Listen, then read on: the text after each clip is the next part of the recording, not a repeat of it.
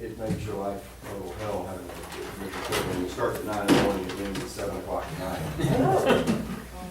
Yeah, my name is Bill Burnett, and I'm a former Hays County Commissioner, just south of Austin, very rapidly growing area. My father was a county judge, my great uncle was county judge, my great grandfather was county judge, so I like to say that I've got a genetic defect that makes you run for office. Is that Travis County? Hayes, just south, just south. I spoke at the South Texas Judges Commissioners Conference a couple of weeks ago. We're on that commissioner file. About Senate Bill 1747, and y'all got the presentation that I put together. It's a watered down version of the legislation, and you're probably aware of it already anyway.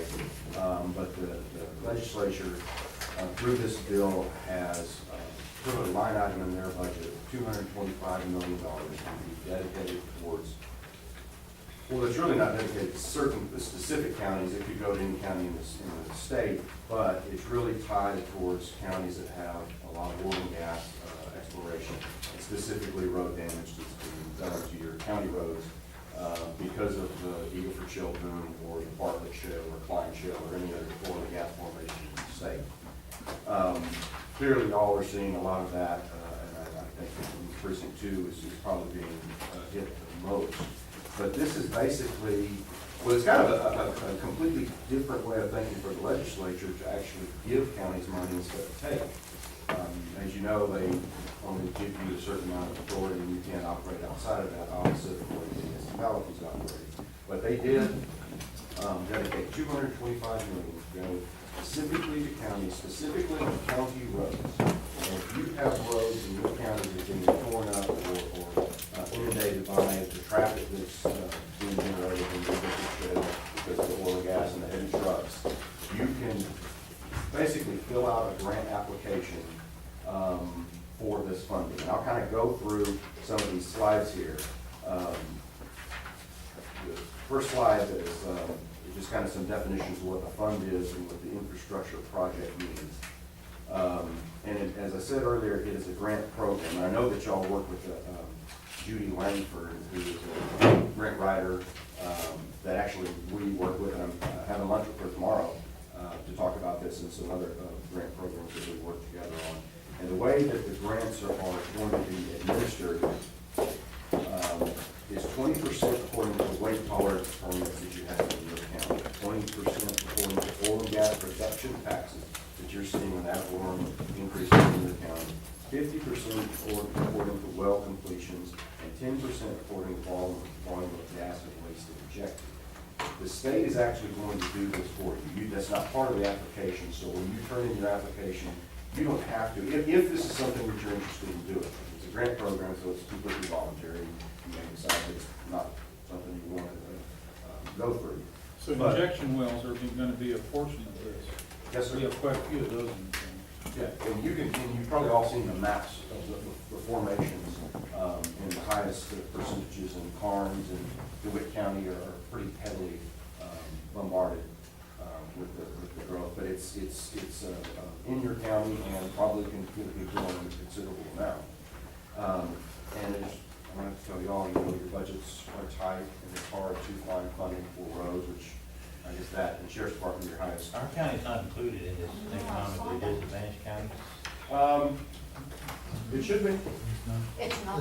I know it's at the conference. Yeah, I And, just saw that. Now, I tell you, I noticed the other day, UTSA, there's one, they're doing some studies, and they omitted our county. And there's some counties all around us, and it's quite obvious, but I don't know where the information comes from. Well, I put that together, and I go back and look at it, but those counties are based, are a formula that TxDOT listed. So it's what TxDOT considers an Okay. economically disadvantaged county, and it's on their website, and I can go back and look and see if. And when they say economically disadvantaged, they're talking about because of the damage, because most of these counties are very rich counties now. Well, again, I didn't do the math on that, that's from TxDOT's website, but what the difference is, as far as this goes, is your match. It's just like any other grant, and if you're not considered an economically disadvantaged county, you have to come up with 20%.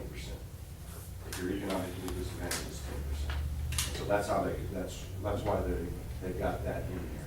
And I guess if somebody somewhere needs to question their math, because like Karnes County now, traditionally their tax rate has been 0.7, 0.8, and they dropped theirs to 0.29 this year because of they're the richest oil producer, Their rate is what? 0.29. Really? And has that dropped From considerably in the last few years? 0.7, yeah, just since the oil, that's what I'm saying. Now, They're using disadvantage, and all of these are the oil-rich counties right now that have come in under Eagle Ford Shale. Yeah, well, that's a 2013 formula, but I don't know if TechStop has actually gone back and looked at the AV growth in those areas from what's happening with all But it the well could be growth. not based on, you know, oil and gas, but based on residents' income. Because even in Torrance County, I mean, yes, you're gonna have some people that are millionaires, but you're also gonna still have a vast majority of people that are not landowners, that are very I would low assume it's a income. matrix of population and ad valorem tax base.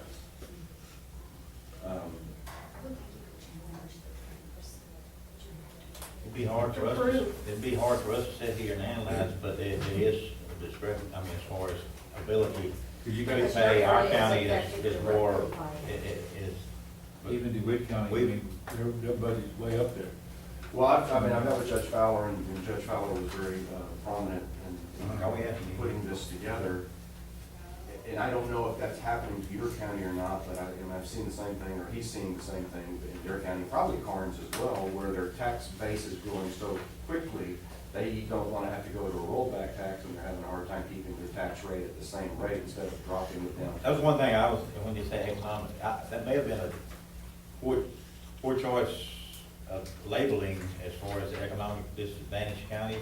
Could have been the counties impacted by Eagle Ford Shale is what they're looking at. Again, but this was put together, I think, and it has been in place for a long time, those Uh-huh. counties, and I think it was before. Before the shale had a impact on it itself. Yes, sir. Okay. But again, that's something, you know, if I were you, I would challenge that, or at least, I mean, I can look and figure out what exactly is the form. I really have no idea. I would just assume it's a population.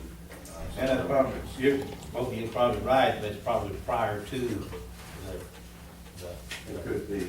But the way this program works is like doing any type of a development district, which I'll probably be involved in any TIFs or TERS or, with your FA is it Bob Henderson?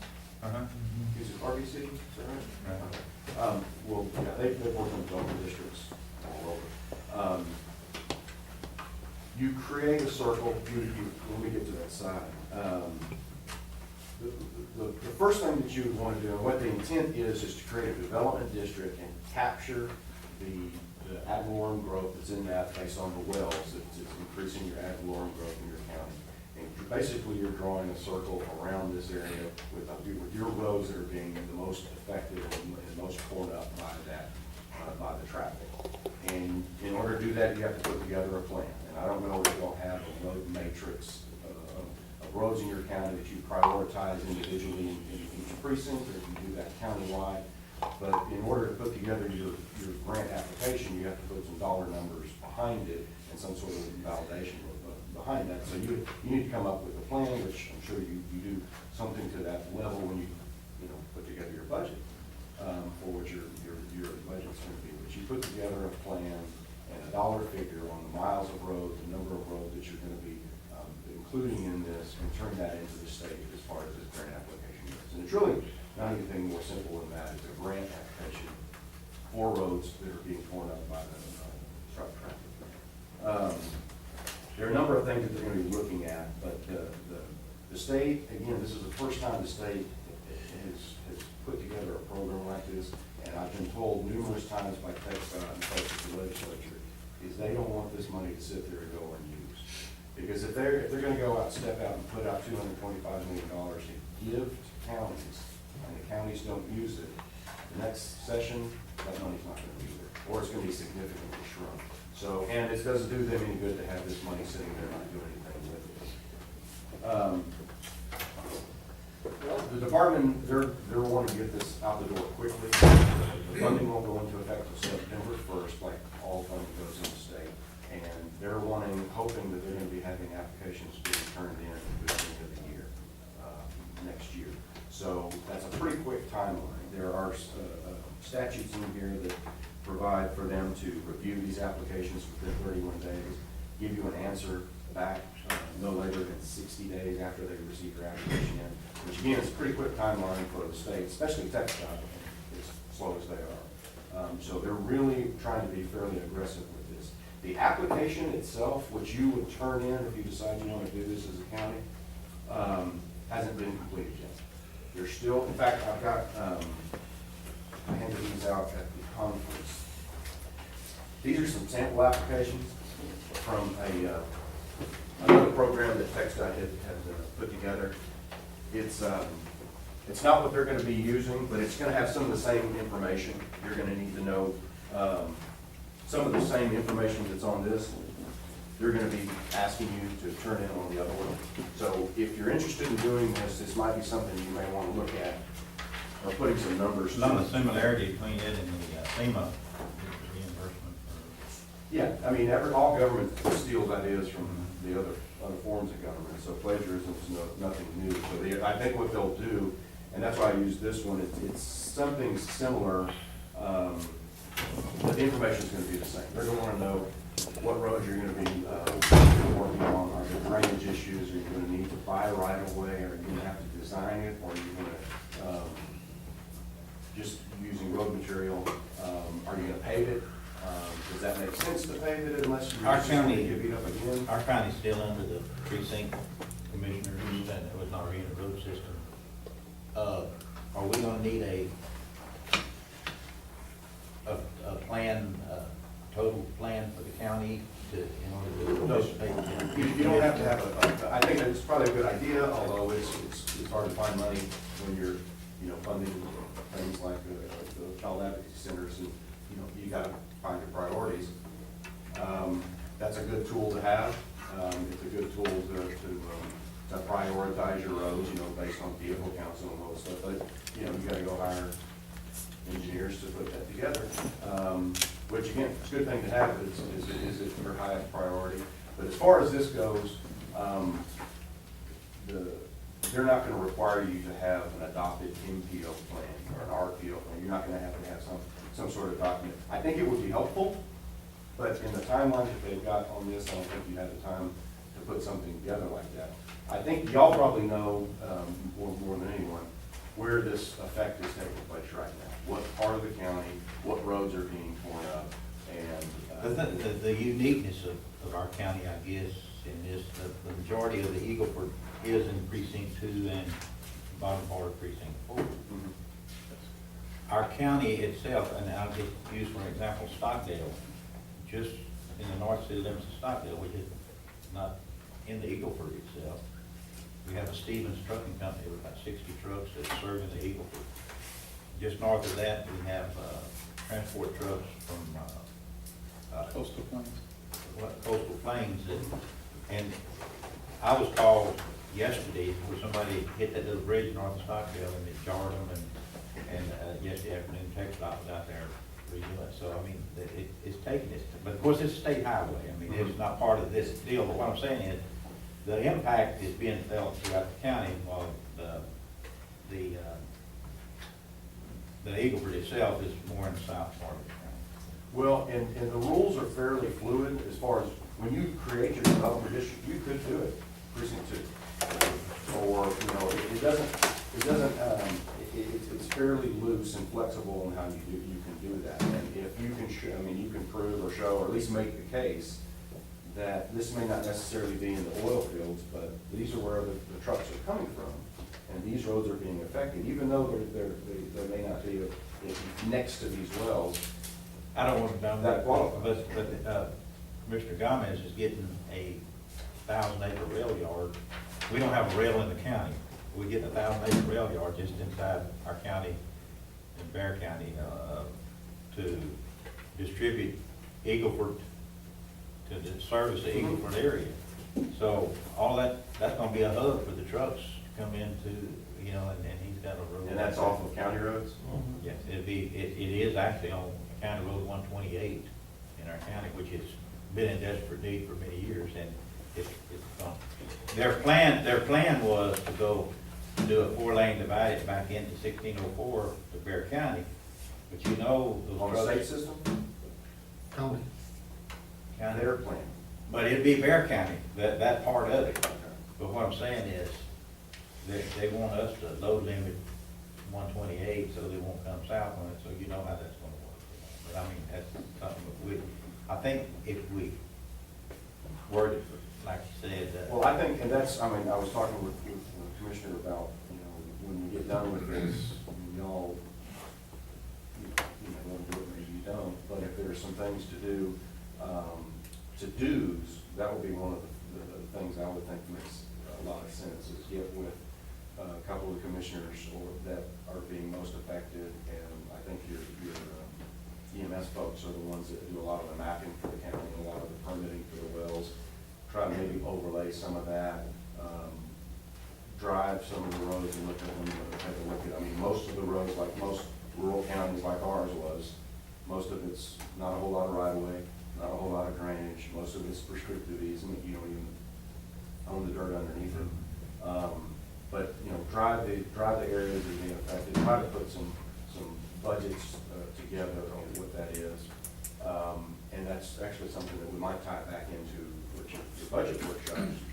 Do you may want to put a specific line item in, just at least think about the match that can come in. And the provisions in the bill say that your match can come from any sources. So it could be something that y'all would adopt part of your budget. Or if a rail yard is interested, private oil companies are interested in putting some money in, because it's going to benefit them and all the wear and tear on their trucks. If they were to help pool some money together into, you know, public-private partnership, they can help alleviate some of those costs. And Judge Fowler, I mean, I think has been successful, and y'all may have done this as well, where I think they're actually capturing a certain dollar amount per well that they drill, that will go into, I think they put it into the road and bridge fund, where I think 3 different oil and gas companies are paying $5,000 to $8,000 to the county per well that they drill. That you could work some sort of an arrangement out to help with your match, depending on how big of an application you want to turn in. I think that there are going to be a lot of counties that are going to bypass doing this just because it may look scary and too big.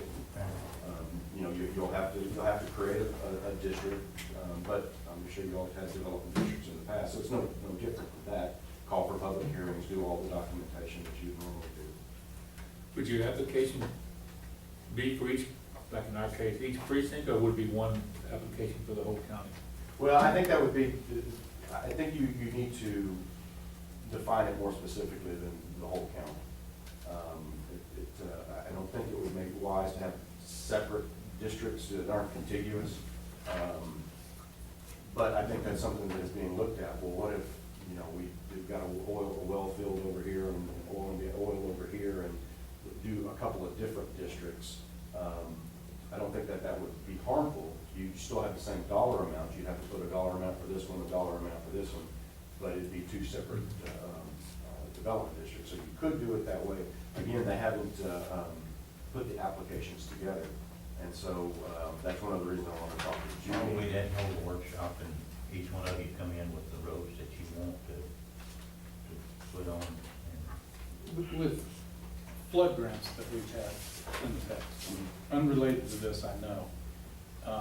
But with those, one of the issues that I had with them is you couldn't do any repair. You had a flood, and you had a culvert that essentially was washed out. Mhm. We got the grant, but for months, I couldn't touch it. And it was a FEMA grant? Yeah, you couldn't do anything from a repair standpoint. You know, I do not have near the problems that Commissioner Fox had, where we've had problems, we've hauled load after load after load of material to come in to make a road passable again, and we continue to make them passable. So, I guess the issue, you know, the oil wells are still there. There are trucks coming in and out. They're not in production. I don't know from the standpoint of inspection if there's anything, but they're gonna come out and look at some of these roads and they're gonna go, hey, that road's in pretty good shape. Well, he's hauled a whole lot, I've hauled a whole lot to make it so. But it says, I think, something like that on some article that I was reading. Anything you do from here to September the 1st is when it takes effect. Nothing is gonna be included until after September the 1st. It doesn't count. It doesn't towards count. Your match, but, I think your point is well taken there. Yeah, you've done a bunch of work out there already Yeah. on the roads to make it look. I don't think they're gonna go out and inspect, the roads. I mean, you all are officially elected representatives of the state. You're turning an application that, I don't think they're gonna be going out and looking at every single, project. But I do think that it is incumbent, in at least forward thinking, to think about this, the drainage issues. Those are the areas that I think, because this money's, it's not going to be there forever. You know, I don't know how many different legislatures are going to put the money in, but it won't be many. That, you can spend a lot of money just on gravel and base, and that'll last for a certain amount of time. But if you fix drainage issues and fix them to where they'll be there for 60 years, that I think is something that they'd be looking at very favorably. It's not, we're just not gonna keep putting road base over and over and over on the road that, continues to get torn up. But we're gonna, there's a drainage issue in this, it floods in a 5-year event, not even a 100-year event. We're gonna fix those drainage issues and show that it's more forward thinking than, well, we're just gonna go out and fix the road so it gets torn up again and have to go back and fix it up again. There was a lot of discussion with Texas folks about whether these roads should be paved, and I don't know if that makes a whole lot of sense, because they're just gonna get torn up. Well, that's one thing that we've talked about a lot, is that until it goes from drilling to production, you really don't want to pave them. You Yeah, know, they're just gonna. put an ample base but once they go, back in Karnes County and Fall City, one of the companies early on in this deal, after the well was drilled, the oil company paved the road then for their production people. They had county roads, and so, and one thing that at Austin here a while back, in looking as far as, say like, DeWitt County asking the oil companies, they said it's not a big thing to get out of the oil companies as long as it's budgeted from the get-go. You can't wait until the well is nearly drilled and then ask them to do it. It's important that they budget it from their overall budget, and they said it's not that big a deal. However, I don't know that concept helps us a great deal at this point in time as far as the number of wells that's in the county, and maybe precinct It two. could be growing though, I mean. Could be growing, and should. Plagiarism, I mean, you mentioned Williamson County, I guess you'll model that off. I mean, I used to copy them all the time. You know, they were a lot like us, but 10 years, 15 years. But in you know, advance of us. when I first came into office, they kept throwing Williamson County up as a model. They ended up with a lot of red ink. They was taking advantage of PAC a lot of times to use all their. Well, they were fairly progressive on, we're just different bond programs, habitat conservation plans. The growth that they were having, what we were experiencing, but they were 15 years in advance. And so looked at a lot of stuff that they were doing. On that, whoever the oil companies are that Judge Fowler had talked to, I imagine they're operating in your county. And if I go talk to them and say, hey, you're doing this for DeWitt. Right. You better be doing it for us too. So as far as this bond, these grants, what do we need to do to get in line? Well, as Commissioner said, everything you do, or every dollar you spend on it today up until September 1st isn't considered part of your reimbursement, or can't be reimbursed. You may be something that's not really on your radar, you don't necessarily care that much about. But what I was saying at the conference and was talking to Commissioner Fowle about is starting to put together some of those numbers just on your own. And again, when you go and you submit your budget for what roads you want to work on, imagine a lot of those roads are the roads that you're going to be talking about now. So put together kind of a priority road matrix, and we can come down and help with that at a cost of to start putting together your plan about what roads do you think would be considered part of this plan? Is it going to be and where's the oil and gas production. And try, you have a map of the roads that are being torn up, overlay that with the map of the oil and gas, and try to find out where this development district is. Once you create the district, you have to, you appoint 3 members of oil and gas folks on it, 2 members of the general public on it, that are the board of this development district. But again, it's not something that lasts forever. These districts will stay in place as specific to the legislation for 10 years. And you can exceed it 5 more years if you want to, but it's only, the way it's written right now, it'll only stay in place for 15 years. So it's not something that will stay in place forever. And just to be clear on the taxes that go into that, it's not an additional tax on anybody in the state or anybody in the county. It's what you're taking is the additional ad valorem that's on top of what you're collecting today. So what you budget for today and the tax dollars you get today stays in your budget. Everything on top of that goes towards the development district and putting that money back into the district. So it's not like you're taking money away from your budget. Just like any other district, if you're gonna do a development district with a Walmart, that piece of dirt isn't developing a whole lot of tax base for you now. Well, they're really not giving us anything, they're taking it from our, what would be additional tax base and giving it to. Well, the additional tax base goes towards your match. So you can come up with 10% or 20% of that, come based on the additional tax base for these oil and gas wells. And that's your 20% match. The rest of the 80% would come from the state, part of this $225 million fund. Now, is that on just mineral, or is that on real property as well? It's on anything within that district. Anything in that? And it's ad valorem. I mean, do y'all collect mineral taxes at the county? Yeah. Okay, well then, I mean, anything that you create, you collect sales tax? No. Yeah, so whatever you currently collect today, So you would have Same to thing. be able to say, okay, this is our base, and then anything above that, regardless of if it's generated by oil and gas or by somebody building a $2 million house over there, that's still going into that district. yeah. So we, And again, you have to hold public hearings, and it's just so, some guy is building a $2 million house who may not necessarily want to be part of the development district. Again, it's not anything that's gonna increase his tax. I mean, It'll just divert it. it's going to a different line item than in your budget. So your budget, if the house was already there, you're collecting a certain amount of money and it goes into your budget. instead of going to overall reduce our tax rate in the county, it'll go to that and the tax rate will remain. So that the board, as I said, is 3 oil and gas companies represented, correct? That we get from 3 different companies? It doesn't specifically spell it out, but I think that's probably the legislative intent. You don't want, you wouldn't want to stack it with 3 of one company. But then again, if you don't have that many in your county, then it will give you a flexibility to do that. But I think the intent is to try to have as diverse a group as you can, as you can.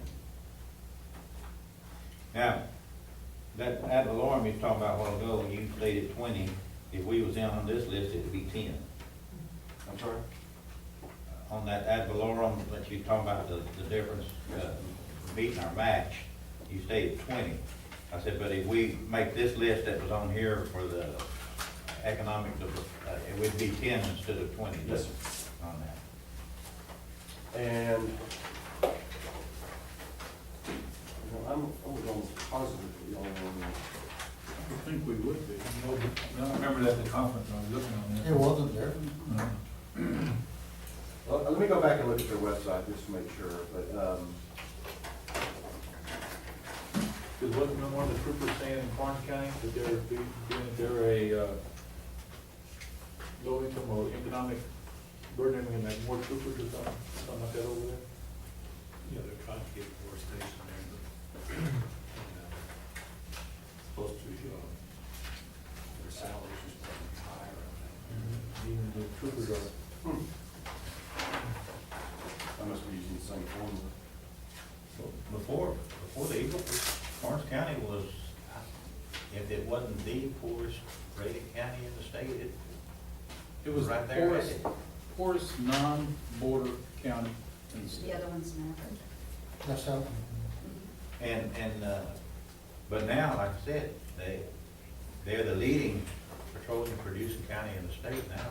Well, if they were considered that back then it's probably, a lot of it's based on per capita income. That's Which is what, what the people are making there, and probably how they're basing it, so. But that wouldn't change with all the millionaires that's been made by oil leases and things, the per capita income would be, that sure would drive the average the other way. I mean, I think it could, I mean, I don't know how many of those are absentee landowners, do they live on their property, or they rent? They are some, but most of them are locals. Yeah, well then, I mean, they would update it again, that list was 2013. That doesn't really, but we need to see what criteria it's using. Anything else? And, I guess, what we need to do, like you said, what should we do? I mean, I think we need to try to apply for it at least. Yeah, I think it'd be worthwhile, at least, not, before you can decide to apply for it, at least look at, overlay some of the mapping to see, what the well production looks like in those parts of the county, and what you're asked of you. So if you can look at, and we can help with putting together some budgets for it. What your application would look like before you commit to, 20%. Do you think your application would be very competitive? If you can put that together with minimal cost and minimal, not too much effort, and take a look at it and see if you think, well, are we going to be competitive? I would think you would be, just based on where you're located compared to. how many meetings did they make? 225 million. There's another 225 that's specific to state roads within the same regions for on the same type of criteria, so they're gonna be putting another 225, which doesn't really go a long way on the state system. And our consultant that we've been using out of Austin, she's in the loop on our thing. You know about Judy? Yeah. Well, like I said, I'm meeting with her tomorrow. She I initially wanted to talk with her about this specific legislation, and we worked with her on other grants. She does all types of different grants, and I worked with her, and I was on the board as well. So we're gonna be talking tomorrow about this. So Again, basically- the application hadn't come out yet, so. it's hard Basically, to- at this time, each one of the commissioners need to be assessing their roads and then we can come together and put an informal county plan together. Well, when y'all do your budget, is that something that you ask of the commissioners is to put together their? Actually, it's based on the amount of roads that they maintain, the budget's allotted for the roads. Just a percentage. Prior to the Eagle Ford, it was pretty much, but this, it's gonna take some assessment of. And when you do your roads in your precinct, do you every year have a priority? This road is number one, this one's number two. I mean, that's. They do that within the precinct Yeah, itself. I mean, And that's something that's probably already been done, and you're getting ready, you're working through your workshops right now, so, you gotta know, this is what I need to do next year. Here are these roads that are number 1, 2, 3, all the way down to. And most of the time it's dependent on budget. They've got their priorities that they want and everything, and like, some use the method that all the roads where, the high residencies are, that oil is very expensive, so, Yeah. as soon as they can get around more paving, and of course, we have to look at it in a different way now with Yeah. the trucks and all, so, I mean, it's. Yeah, different metrics. I mean, it's a different frame of thinking if you're looking at beat up roads with oil and gas versus the roads that are being driven on by a large number of people. Okay, well, we appreciate the, Well, and I'll- would you check on that deal for the 1025? Yeah, I will. I'll look at it here before I leave. And like I said, I'll be in touch and we'll kind of at least start putting together something to look at that, to turn in, because even if it doesn't get accepted, which would be hard to imagine. Well- It'd be worthwhile to at least make the efforts, especially since they put the money out there. Every road I got that's tied to Karnes County or agriculture has been totally tore up. There's other provisions in there that talk about, and I think this shows regionalism, if you can find a project that's partly Wilson, partly Karnes, do a joint, somewhat of a joint type application. ACOG's been trying hard to develop a regional deal as far as the Eagle Ford, and so we might can ask them to get involved with Florence Asheville, so work out some, get some technical help from them. Does the COG have a transportation plan for the whole COG area? Some Yes. do, some don't. We work with, we've established a RPO. You know, Okay. of course, they have an MPO and with the tech stock, we've established an RPO for the rural counties, but it's vague, you know, like more state county than. Yeah. I mean, state, but. Okay, well, I didn't know there was an RPO. And ACOG put that together? Okay, well, they'll have With a tech stock, transport- with tech stock. Yeah, so they'll have a transportation plan that you can use as a basis. Again, that shows some weight and credibility to your application, that these roads may not, imagine most of the roads are on the state system, but some of the roads in there are gonna be close and kind of if they're connectors, it'll show a benefit to the state. So if there's a way you can show we're helping the state system as part of this, and it's concurrent or makes sense or adheres to our RPO plan, Okay. you're not just doing something out of left field, again, that gives you a lot more credibility in your Okay. application, that it meets this, it's not something we're just making up. And we have one senator and one state representative that actually sits on the board with us, so that's an asset in itself, and they're not. Maybe. Well, they usually participate and are pretty, and like I said, it's not our state representative senator, so it gives us actually more clout in that. What's good about participate, I was on our MPO, and we had 2 senators and every state rep on there, and it was a nightmare. Really? Yeah. Actually, Miller out of Comal County, he's ex-police officer, Mhm. before he was on there, he's very easy to work with, and then Senator Matthew from San Antonio, and I've actually had some success with, actually didn't contact them for an issue we had with a helicopter, but they were very instrumental in helping get it through.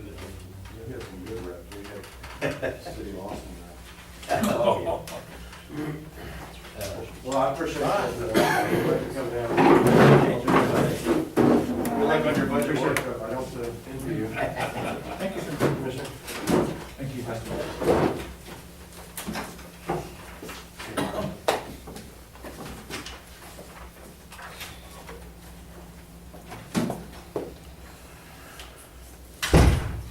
I wonder if they have the criteria out on this, how they're gonna.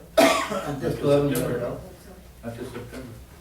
That's what the whole big catch is. I mean, they don't even know how they're gonna. I guess, They're gonna look at I it. guess basically he was telling us as close as possible to figure out, be able to articulate our needs. And it's gonna be tough with 200, that sounds like a lot of money, but with the number of counties that's on there that's got road problems and in the heart of that, it's gonna be very tough. But if we can get $500,000 or $1 million. which is more Well, than and we have. I think like if you take an extension of those roads you're talking about from Karnes and Atascosa County, take an extension of those and maybe show the needs there. I was talking to somebody from Atascosa County the other day, he's trying to develop a truck route across from 19 to 281 or wherever, so that they can come through the cities, carry over or something like that, could be very, and that would be, TxDOT would like anything that relieves their pressure, so I mean, something like that. And all the connecting county roads that come to the state. Yeah. Leanne, not here today, but, back when we was dealing with the Homeland Security and everything, the 21 entities in ACOG put together plans, and she scored highest on it. And her ability to appeal to the regionalism on it was what caused it. And when we look at these roads, if we can, the more regional appeal that we can have, the better chance we got to get the grant for TxDOT.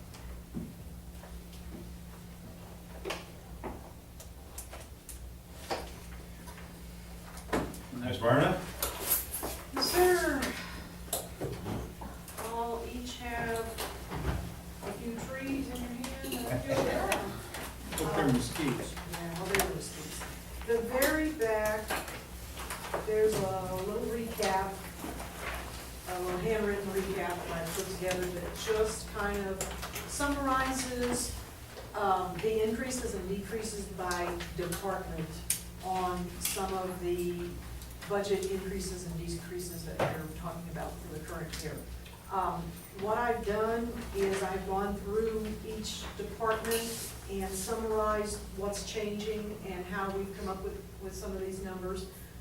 The first couple of pages are income numbers, which I know we're not looking at there real closely yet, but there are some things that I think need to be addressed because they're very important. As far as income other than our ad valorem taxes go,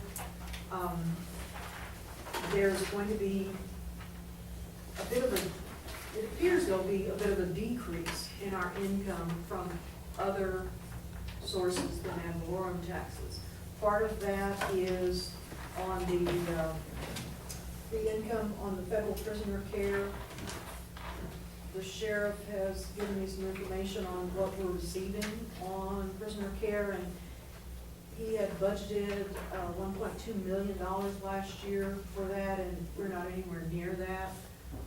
What I've done is I've gone back for the last 12 months and looked at what we're actually receiving on that. It's $48 a day, if I remember, for prisoner care, and we have a lot fewer federal prisoners than we have in the past, not for any reason other than there are other facilities that take federal prisoners now. So that is going to be coming down a little bit. I've calculated it's going to drop by about $275,000. We are also going to have a little bit of a drop on tax collections. The other two things that I thought were a little odd, and I'm not really sure why this is happening, but it looks like the county clerk fees and the district clerk fees have both come down a little bit, which surprised the heck out of me because, I mean, I took the information based on what we've collected so far this year for the last 9 months and just allocated that based on, an average and computed it. So, Annualized. annualized it, yes, sir. So it's not Confused. significant, I was a little confused too. Yeah, I because it would've should be thought- higher, because the amount of, Well, didn't you, but wasn't in the book, the oil boom, it That was had been more- as prolific this year as it was last year? yeah, but they're still buying copies, and we still have the recording is still way up high. Even if you don't have the visibility of the people, you still have the amount of documents. Well, and I'm basing it on what the information is in the books currently. And right now for this year, so far we've collected $330,000 under county clerk fees. Now, of course, that gets allocated, your fees get allocated to different places. So I'm looking Like at. a probate is divided up into 7 different things. Criminal Exactly. has 12, So it. 15 different locations that it goes Now, I'm to. just looking at You what's you going only into get the. to keep X amount. Exactly. That's, That little piece that we get to keep. right. And it's not significant, it's gone down, I don't know, 15,000, 17,000, somewhere in that range. That's Um, strange. Yeah, and the district clerk fees were the same way, which I thought that was a little odd. But it's not a significant amount, the majority of the decrease is, of course, based on the federal prisoner care. Now, there are probably other items that we may see an increase in. I have budgeted some income into certain places that in the past haven't had income budgeted to, and I'm not real sure why not. I know we're receiving reimbursements for transporting prisoners. And I budgeted about 25,000 in there where that's not been budgeted in the past. There are other areas that we have received income that I do not have anything budgeted in, and most of those are like the oil well permit fees, RV permits, those type of things. And the only reason I didn't budget anything in there is because I could not figure out a reasonable way to do that without just pulling a number out of the sky. So overall, I'm showing that our income looks like it has a slight decrease, about $357,000. decrease other than property taxes, okay? So that's one thing that we have to deal with. There. Okay? So, and then going forward, the judge and I got together and talked about a lot of the requests that were asked, and we kind of went over all the requests. There were a few that I got later that I haven't given y'all yet, but we can kind of talk about those. Of course, the biggest thing is always salary, and we talked about it a little bit, and right now I'm looking at putting in a 5% salary increase across the board. And then on the law enforcement officers, the sheriff had requested a $500 a month raise, which, as much as I'd like to do that, it would probably take up an entire budget increase if we would do that. So I've done a couple of different things. What I did was I calculated what a monthly raise would do to generate 5% for the highest paid individuals in the law enforcement. And that would be about a $200 a month raise. That would increase the highest paying individuals by 5%. It would increase the lowest paying individuals by about 11.5%. Okay. Then we also went in and did a $250,000 a month raise for all the law enforcement officers. 250. 250, whatever. You said 250,000. Oh, wow. Yeah, I couldn't move the law enforcement. I want to be a I'm judge. sorry. $250 a month raise. And that's increased the highest paying individuals by about 7.5% and the lowest by close to 15%. So those are the wage numbers that are in here, generally speaking. There are certain individuals that I'm trying to make employees that hold the same position in different departments to be more in line with the rest of the people that hold that same position, such as chief deputy clerks for the county clerk, the district clerk, the JPs, et cetera.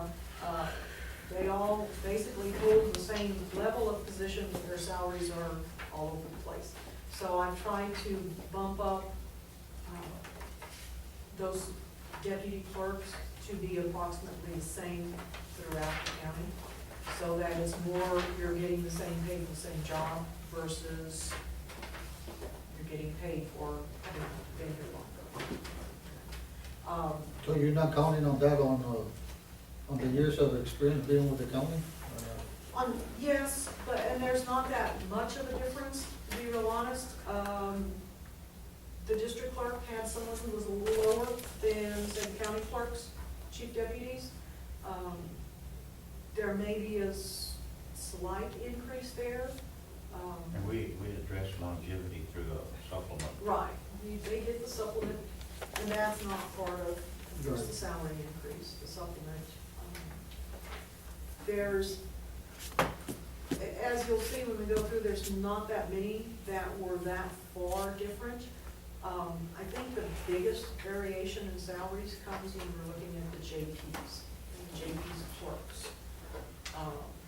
And that is basically due to longevity. The difference in the JP court was set up. Not the JPs, the JP clerks, Oh, okay. not the JPs themselves, but their assistant. But Right. do you realize, like, they do criminal and civil, and like, say, for example, mine in the district clerk's office, one young lady may have 10 different jobs besides just doing, let's say, probate, or let's say, do civil and criminal. The workloads are different, they're different type of workload. I mean, it's hard, I know, And they're hard to working, adjust. don't get me wrong. Also, what you're saying with the JP clerks and district clerks and the county clerks, 'cause I know that everybody does a different job, and they're good workers and everything. But to compare, you know, another one that's been there 18 or over 20 years versus the one that's been there 8 or 7 years or 5 years, and try to bump them up Would you, almost to you the. wanna do away with the salary supplement then? I'm not talking about the stuff. Well, but that's, But this is the jobs, you know, we shouldn't have to worry about the number of years somebody's been there. Well, why since- not? Since we have already addressed that. Well, that's when we came with the problem first, Judge, remember that? About picking and choosing. Nobody's picking and choosing. What I'm trying to tell you is that we addressed the fact that the number of years that a person works and longevity. Right. Now it's based on the work that's there. And if you've been there 2 years and your workload is more substantial than somebody's been there 10 years, that shouldn't matter, because that's already been addressed. No, I don't think that's where we run into that problem about people that have been here 18 years versus the people been here 6 years. And now those people from 6 years, we're gonna bump them up with those people that have been here 18 years? I mean, they're hard workers, I They know are that. not being bumped up to what they, because those people that've been here 18 years are getting $1,800 as supplement for being here 18 years. I know it, Judge, for the years that they've been with the county, I That's know right, it. and that's what I'm talking about. Yeah. You're not bumping those others up. You can't bump them up to that additional money. That's what we try to do, compare and try to bump them up. That's what everybody's almost requesting, that's What what. she's saying is basing, bump them up to the base of the chief clerk, is what she's talking about. You can't, you cannot, some of these like JP, okay, JP clerks. You have some JP clerks that have been here for 18 years, and you have some JP clerks that have been here for 2 years. No, I can't bring that 2-year person up to the same salary as the 18-year person. But I'd like to bring them up a little bit to make them a little more comparable to the same type of job. Or you're saying like all JPs, you're talking JPs, you know, treating them all the same. Well, It was She The said, clerks, right, you're talking, treating Elizabeth the same as you do